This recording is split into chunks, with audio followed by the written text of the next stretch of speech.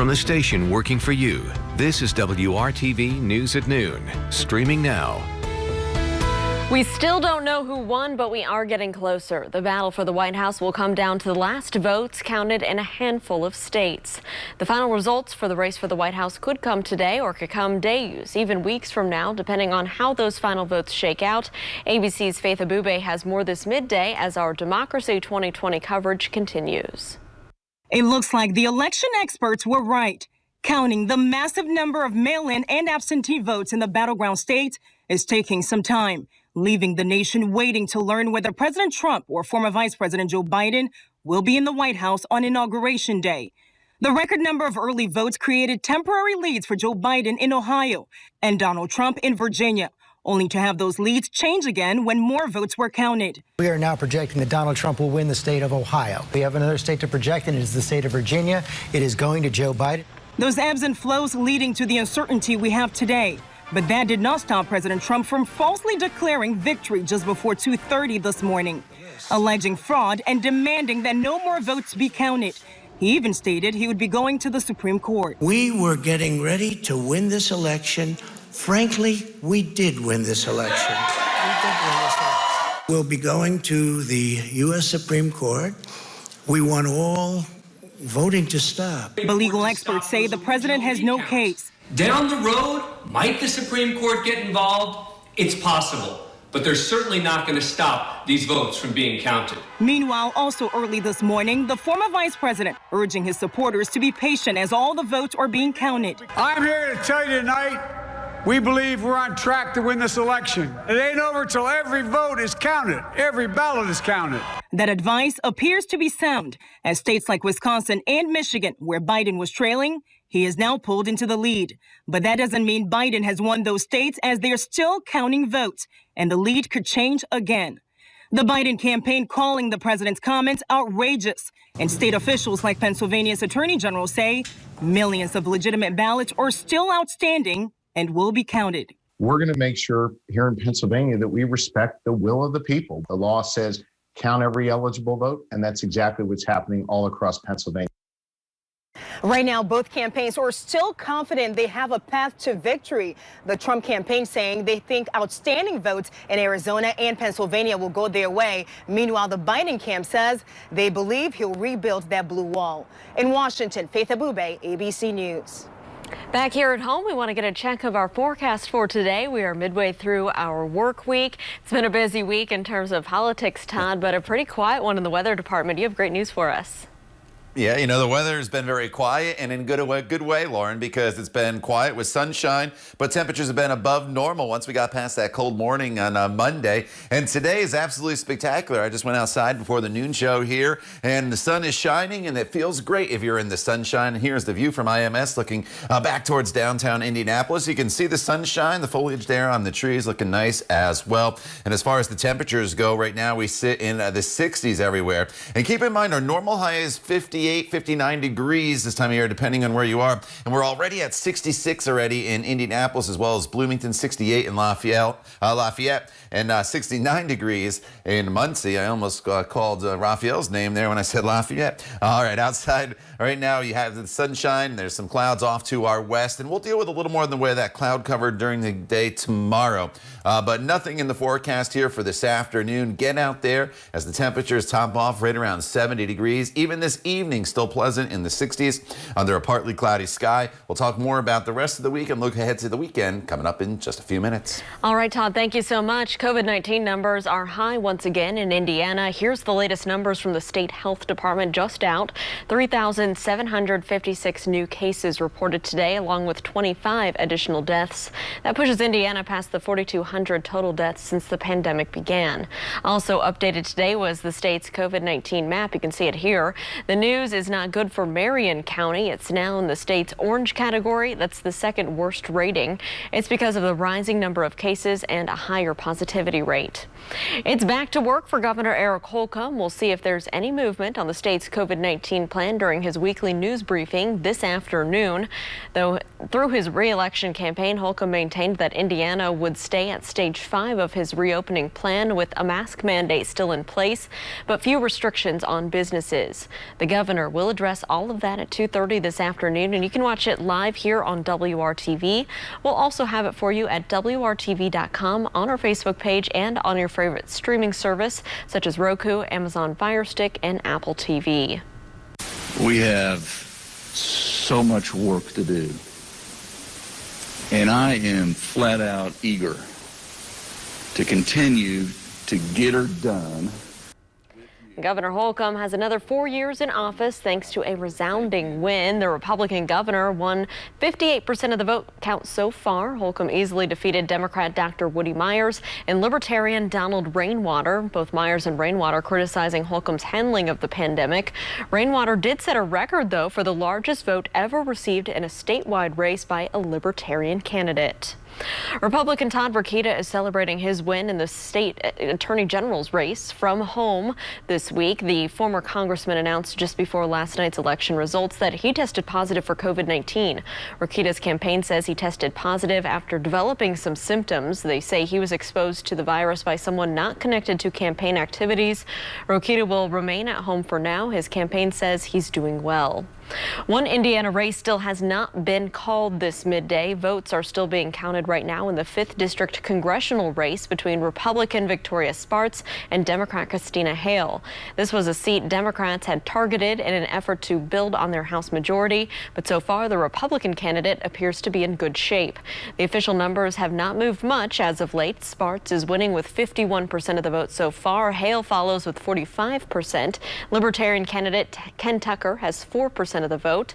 Sparts has not declared victory, but last night she said she felt confident about the vote count. So we know we're still counting the vote, but we feel that we're on a good track to win. And we're going to talk to the media tomorrow with final results. But I'll tell you, we have a lot of politics. We have to start working on policies. Well, Christina Hale, her challenger, has not spoken to reporters yet, but she did release a statement saying it was too early to call the race. Quote, there are still tens of thousands of mail-in votes in the 5th District that have not yet been counted, particularly in Marion and Hamilton counties, where we've done significant amount of voter outreach over the past few months. This race is not over, and we'll continue to monitor vote totals before making any formal announcements, end quote. Well, we continue to update you on the results just as soon as they come in. You can follow along with everything that's happening right now. Just go to WRTV.com/election2020. And of course, we'll have more updates this evening on the news at 5 and 6 o'clock. New this midday, one person is dead after a shooting on the northwest side of Indianapolis. Pike Township medics were called in around 10 this morning to an apartment complex on Majestic Lane near North High School Road. That's just east of I-465. Medics there found a man suffering from a gunshot wound, and police say he was later pronounced dead at the scene. That man's identity has not been released. So are you tired of hearing about elections? Coming up, how that fatigue may now be an actual medical condition. Todd. And Lauren, an absolutely beautiful afternoon in progress across the area. Temperatures already in the 60s. And you look off to our west and you see temperatures there are in the 60s and 70s. So there's plenty of more warmth to come, not only today, but in the coming days ahead. It's a great stretch of weather. We'll talk all about it coming up in your WRTV Storm Team forecast.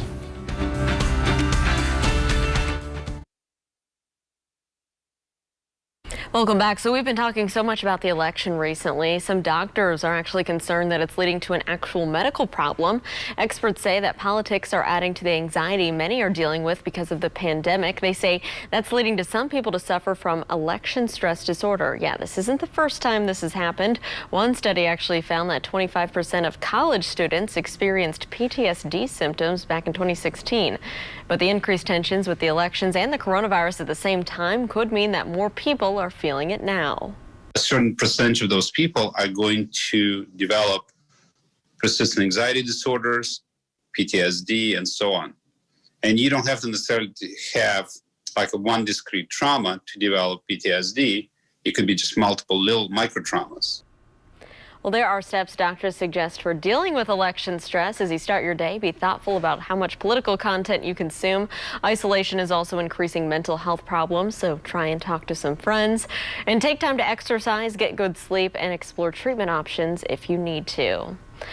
Well, his putter might be pint-sized, but his game is not. Next, a story of a youngster whose game is on the links is that of a seasoned veteran.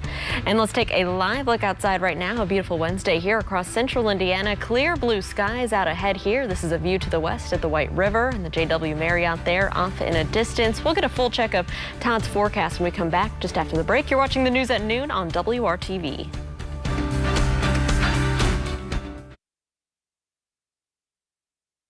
Welcome back. So golf courses and grade schoolers don't always go hand in hand, but for one 6-year-old out in Florida, it's a perfect match. Scripps reporter Chris Gilmore introduces us to this little guy whose game might make our own Todd Clausen just a little bit jealous. This is a driver. This is my sand leg. This is my 9-iron. Golf courses and grade schoolers don't always go hand in hand, but for one 6-year-old in Wellington, it's a perfect match. Nice one, B. Meet first grader Brian Kelly. He has a long list of hobbies. Soccer, basketball, and dodgeball. But at the top of the list is golf. Every night I have dreams about golf. He picked it up from his dad, Brian Big B Kelly, an admittedly average golfer. The two spent plenty of weekend before Little B could even talk, watching pro golfers on TV. Little B caught the bug big time. I just watched the pros and I'm learning. It mystified the adults around him. Next thing you know is he's got this amazing swing that I want. There's more to the story than a kid with a ton of talent. Little B's parents, Brian and Elizabeth, are open about his adoption in Kansas City 6 years ago when he was 3 weeks old. He was actually 5 pounds at a month old. And so I had him in literally the palm of my hand. His mom, Elizabeth, describes him as the gift that keeps on giving. It just is incredible. And yes, he's got incredible talent with golf, but that's not the thing that makes him special. It's him and who he is. A focused, flexible, and driven athlete, his caddy, Chris Arbor, says he brings an X factor to the game, and that's become a priority. Be kind to people. I'll be his friend for the rest of my life, if he lets me. He says it's already made him a better person, and it can't be ignored. For Little B, it's made him quite the player. He's ranked 24th in the world with U.S. Kids Golf, 3rd in the Southeast region, and 4th in the state. If you ask him, though, he'll tell you what's number 1. Having fun. A little B and a big heart. And that is Chris Gilmore reporting for us. What a sweet story there, Todd. I know you said you might go head out and golf today, so I don't know if you could see that kid swing, but he could give you a few pointers, I think. I'll take all the pointers I can get, and yeah, I am going to take advantage of this nice weather, Lauren, and head out and do a little golfing here this afternoon. And whether you're golfing or just going for a walk through the neighborhood, get outside. It's a beautiful day all across the area, and your weather headlines states that it's another November day that you need to take advantage of because they don't come around this often, at least this often in a row, with consecutive days above 60 degrees, as we will stay very warm all the way through the weekend. It's also dry through the weekend. We're not looking at any rain set to arrive until we get to probably late Monday or maybe Tuesday. 66 right now. The humidity is very low at 43%, and you can see all that sunshine there looking back towards downtown Indianapolis. As far as high temperatures go today, we'll eventually top off here in the 70s all across the area. About 73 in Lafayette as well as Columbus, 71 in Bloomington. Current temperatures right now are sitting in the 60s all across the area, so we probably tack on about another 5 to 6 degrees from where we are right now to get up to these highs, and that'll put us in great shape. Now this evening, if you have plans, we will see temperatures cool off back down into the 60s and then eventually into the 50s as we go into the evening hours. So it's going to be very pleasant, even if you do have plans. Just keep in mind your sunset 5:39, so it's going to be getting dark very early once again. I just keep pointing that out because I've heard so many people say, oh, it's getting dark so early, and it's easy to forget about. When I made my tee time for golf today, I remembered I needed to make it a little bit earlier because the sun will be setting by the time you get done, so keep that in mind. Now overnight tonight, we'll start to build in just a little bit of cloud cover across the area. And as this cloud cover comes in, it's going to keep the temperatures in the 40s and 50s here throughout the course of the day tomorrow, at least to start off the day. And then throughout the day, even with some cloud cover out there, we are going to see our temperatures start to moderate even up into the 60s. So even with a little less in the way of sunshine tomorrow, it's still going to be very mild with those high temperatures that you see there. And you can see as we go over to TrueCast, the cloud cover, it kind of streams through, and there'll be some breaks in the clouds tomorrow. It's not a solid overcast day by any means. It's just featuring a little more in the way of cloud cover compared to yesterday, which had no clouds, and today we probably don't see much in the way of cloud cover until the evening hours. So you don't need to cancel plans tomorrow. I just want to point out that it's not going to be quite as bright and beautiful as today. And then going forward, look at this. Friday, 70 degrees, partly cloudy skies as we head into the day. On Saturday, sun and clouds, a high of 70 degrees, and then even a little bit warmer on Sunday, 72 to 73 degrees with the sunshine all across the area. So as you look at your 7-day planning forecast, again, it's a great one for us with at least the stretch of warmth that we'll be dealing with. It's probably not until after Tuesday into Wednesday of next week, Thursday of next week, Lauren, that we get back to more seasonable temperatures. So until then, enjoy the 60s and 70s, all the dry conditions. The next chance of rain again, not till late Monday into the day on Tuesday. All right, Todd, thank you so much. Well, this is the time of year when we enroll in our insurance and other benefits for the following year. It's also Medicare enrollment time for seniors. And our own Tim Maniscalco with the Better Business Bureau says that that's the time when the crooks also like to come out. Well, open enrollment for Medicare started, and that really brings out the scammers. Here's what we see. If you get solicited by someone that says, hey, if you've got a back problem or a knee problem, I can get you a brace for free and Medicare will pay for it. All those people are looking for is your Medicare number. So when they say, yeah, we can get you a free brace, give me your Medicare number, they aren't really offering a brace. All they're looking for is your Medicare number. The other thing that we're seeing is that someone will be calling you from Medicare. In fact, there may even be a number that looks like it's from Medicare. First off, don't believe that number. There are apps that you can buy that can override your caller ID and make it look like any number that the caller wants. And once again, they're going to say something like, there's a problem with your Medicare account. We need to have your Medicare number. Well, the government, number one, is not going to contact you via the phone. Number two, the government has your Medicare number. They know what your Medicare number is because they're the ones who issued it. So if you get solicited by someone saying that there's a problem with your Medicare account and that they need your number and that they're from Medicare, don't give them that. They're just out trying to get your number. So just beware of these scams, particularly now during open enrollment with Medicare. Tim, thank you so much. You can read more about this and other scams at the Better Business Bureau's website. Just go to bbb.org. Still ahead here on the news at noon, you may have never thought about wearing your lasagna, but soon you might be able to. Maybe it'll be a good gift for the holidays. We'll tell you more about that story coming up next. You're watching WRTV News at Noon.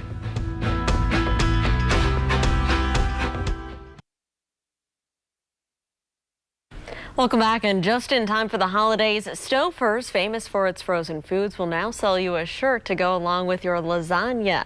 Stouffer's says it's launching a merch line. Not many details are known yet, but Stouffer's has been dropping some hints on social media. Some of the items expected to be for sale: a "Don't Talk to Me Until I've Had My Mac and Cheese" mug, a layer-up sweatshirt, and even a self-insulated lasagna fanny pack. The website is shopstouffer's.com and officially launches November 17th, right in time to buy some Christmas presents. Todd, I know what I'm getting you this year. All right. Looking forward to it. All right. Speaking of Christmas, I was thinking to myself, maybe I put my Christmas lights up, not on yet, but take advantage of the nice weather and put them on the fence and the house and the trees here throughout the next couple days, because it's going to remain warm with plenty of sunshine. 70 this afternoon, 66 with a little more in the way of cloud cover tomorrow. And then as we get into Friday, Saturday, and Sunday, temperatures are back up into the 70s. The next chance of rain doesn't arrive until late Monday and then into the day on Tuesday. Once we get past Tuesday, though, it does look like we'll get back to more seasonable temperatures in the upper 50s, Lauren. So take advantage of the warmth at least the next 7 days. All right, Todd, I'm going to put my Christmas lights up and on just for you. Thanks for making WRTV your choice for news. Join us back here for the news at 5, and have a great afternoon.